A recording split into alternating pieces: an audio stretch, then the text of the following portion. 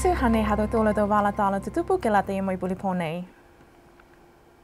Koi tu loto pōngo fua ne masi a ye hila ke whai toki lau he motu ka mata he matahola hawhi hongfulu mataha moi masi foki e whai tonga he motu he matahola wha he pungi pungi.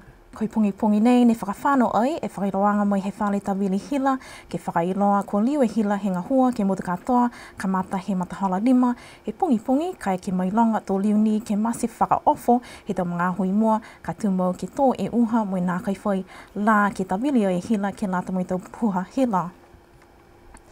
Pehe mai e ofisa he tau pisinisi koe Chamber of Commerce, ko tupe lahi e tau pisinisi ka masi tumau e hila, mua tuke tau mau loa ke Commercial Centre.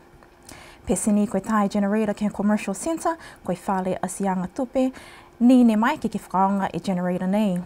Whakatutala ai a BCN News, moi tā mau loa whale, kai ke Commercial Centre, mo pehe a ia, ka nā kai ngahua e hila ke molea e uafuluma whai e tūla, tō molea e awhi tā la, ko mole noa he tau tupe ni whamahoni ai e pisinisi hana ke maua. Moi longa lahi ke tau mga ahu nei, moi tau talahawanga moi he whale hila, koe mau anga iani e hila ke masi he whalu tau mga ahu he tau mahina i mua.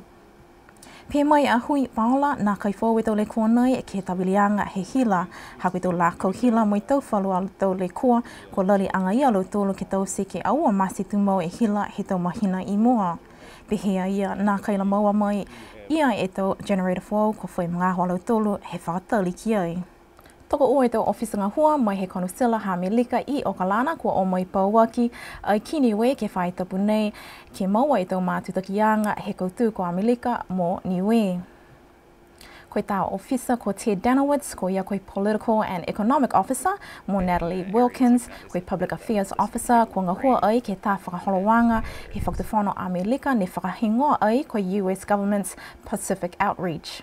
Pehe mai e pulotu ta mai paua ki he matakau tūma ki whunua ke ululu, ke lata mai tau whakaholowanga ke pui e wao uhi, ko huwalu, ko lata tonu, ke tokolongi tau tangata ke whakatutala, mai tau whono ko whakatoka, paua ki ke whakatutala e tau whakatoka anga hua, mai pepanga hua nei.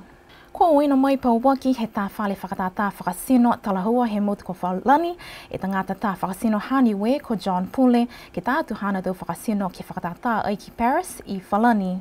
Koe moa e ia ha koe tau whakasino hana ne whakatata ai i lanitoni he tau ko mole, ko kisia ai he tau pulotu mo he motu ko whalani. Towhina te whakamua ia ki Okalana ke whakatali ai e tau whakasino kataangi ai he whai tapka hau mo i tō tuku whenonga atua ia mo i hana tamatane ko Nawa Pule ki whalani. Pehea John koe o e tau whakataanga he tau whakasino hana, tā ki whalani tō liu mai ia ki he tā whakataanga ki Okalana he mahina hasepetema. Ko kamata tuai e tau whakaakawanga ke lata mai tau ofisa, ke whakaako e tau matakau maanga, mai tau whanau ke tā whakaholowanga he whahinga hua fōwha matangi, ne kamata ai he mahina kua mole. Koe whakaholowanga nei kua mana ki ai ke ua e tau, ka whakatupe mai he tau matakau mai i whafo. Koe whalua tau mana kua mana ki ke whakatutala mai whakaako ki ai, tungai tau fua he whanua mai tau whakataianga kukisia ke tau mga hala tō a whaa. Whakatai aki e tau uwhi, kua putugia fōki ke tau whakaholowanga nei. Koe tau whakakoanga nei, ko kamata ai moi tau matakau taki he girls, moi boys brigade he motu. Ki lalo he whetau pulotu lang matai he ofisa fōwha matangi he motu, ke takianga he uru whakatunu ko Rosie Misiepo.